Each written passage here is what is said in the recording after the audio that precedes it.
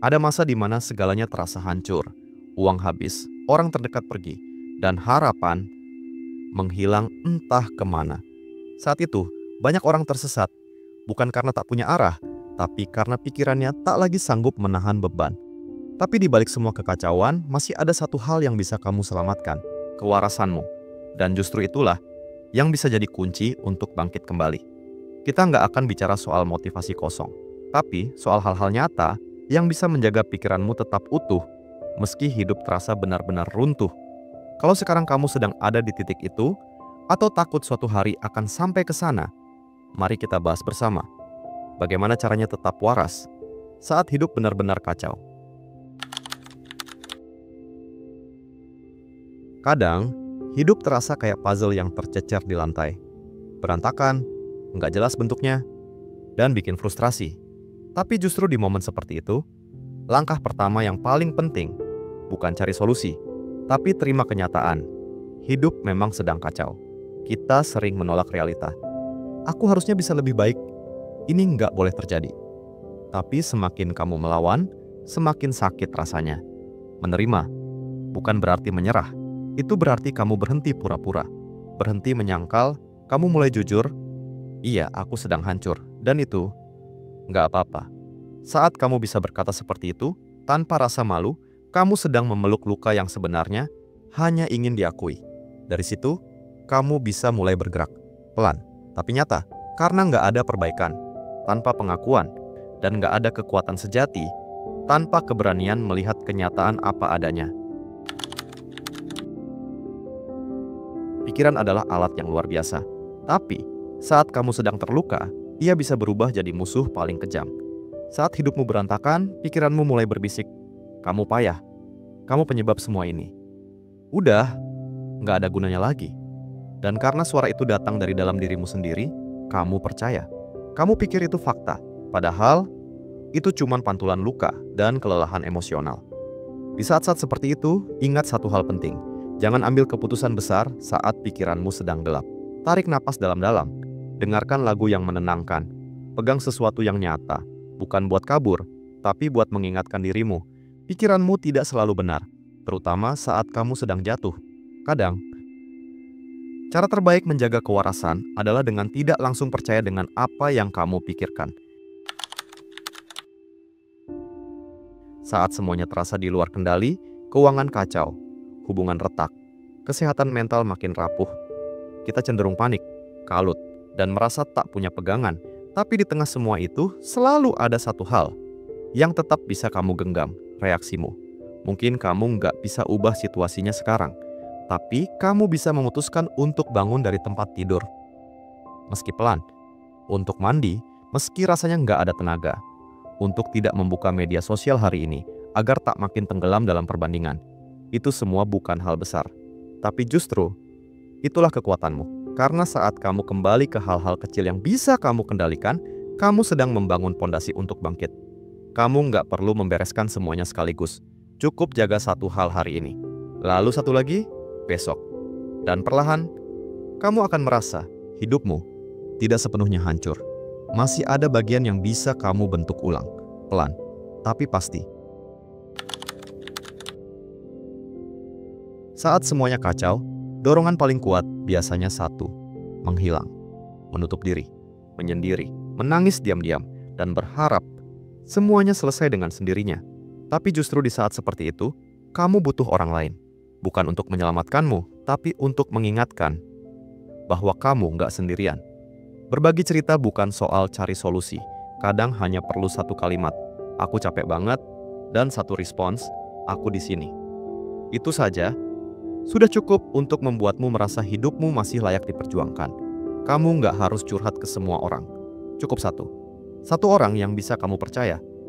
Sahabat, keluarga, atau bahkan seorang pendengar asing. Karena beban yang dibagi, walau sedikit, bisa membuat langkahmu terasa lebih ringan. Dan kamu akan sadar, kamu nggak harus kuat sendirian. Dan itu bukan kelemahan. Itu manusiawi. Saat batinmu lelah, tubuhmu seringkali ikut terlupakan. Makan seadanya, tidur larut, nggak mandi, dan lama-lama kamu merasa makin hancur. Padahal tubuh adalah rumah terakhir tempat jiwamu bisa pulang. Kamu nggak harus langsung jadi sehat sepenuhnya, tapi kamu bisa mulai dari yang sederhana. Minum air putih setelah bangun tidur. Cuci muka, jalan kaki 10 menit. Atau sekadar duduk di dekat jendela dan biarkan mata melihat cahaya alami. Itu bukan hal remeh. Itu adalah bentuk kasih sayang pada diri sendiri. Saat kamu merawat tubuhmu, kamu sedang memberi sinyal ke otak. Aku pantas diselamatkan. Bukan karena kamu kuat, tapi karena kamu layak. Dan kadang, satu-satunya cara bertahan adalah dengan terus menjaga tubuh ini tetap hidup. Agar hati punya waktu untuk menyusul sembuh. Kepala kita itu seperti ruangan gelap tanpa jendela. Ketika terlalu banyak pikiran menumpuk di dalamnya, semuanya terasa sesak. Dan kalau terus dipendam, pikiran itu bisa meledak. Jadi amarah, kecemasan, atau rasa hampa yang tak bisa dijelaskan. Menulis adalah jendela yang kamu buka agar udara segar bisa masuk. Bukan untuk membuat tulisan indah, tapi untuk menuangkan isi kepalamu yang penuh. Tulis saja semuanya. Aku lelah. Aku bingung. Aku takut kehilangan arah. Nggak ada yang akan menilai, nggak perlu rapi, nggak perlu benar. Tulisan itu buat kamu sendiri, karena ketika isi pikiranmu berubah jadi kata-kata, kamu mulai bisa mengurai mana yang benar-benar penting dan mana yang hanya bayangan ketakutan. Dan pelan-pelan kamu akan merasa lebih lega.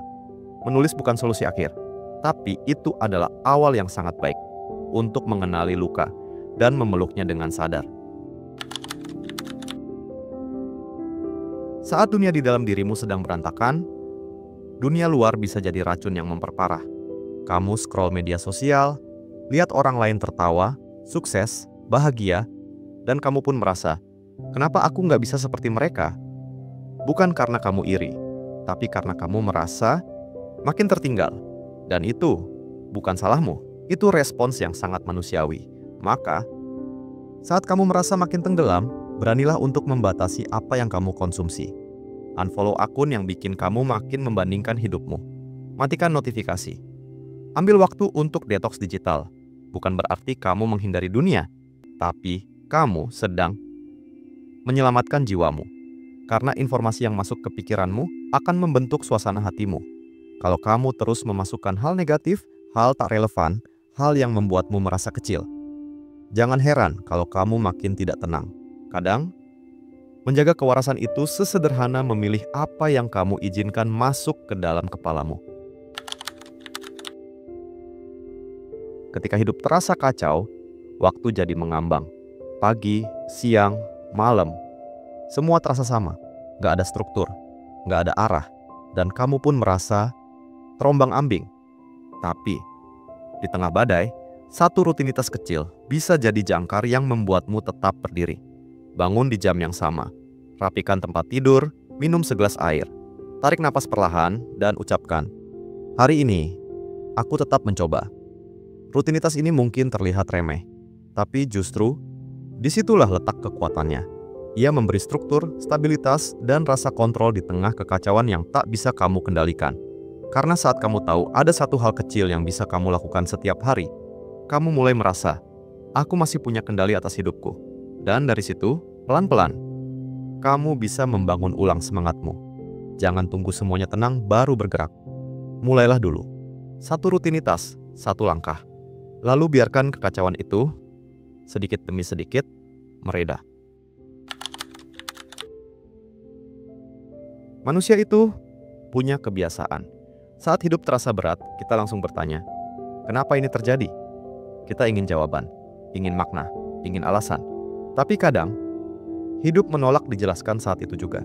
Kamu bisa merenung semalaman, menangis, mencari makna di setiap sudut pikiran, dan tetap nggak menemukan apapun.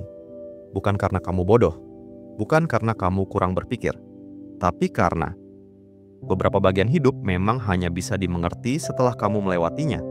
Kamu nggak harus tahu semuanya hari ini. Kamu cuma perlu satu hal, bertahan. Bertahan satu hari lagi, satu langkah lagi. Karena nanti, entah kapan, kamu akan melihat ke belakang dan berkata, oh, ternyata itu alasannya.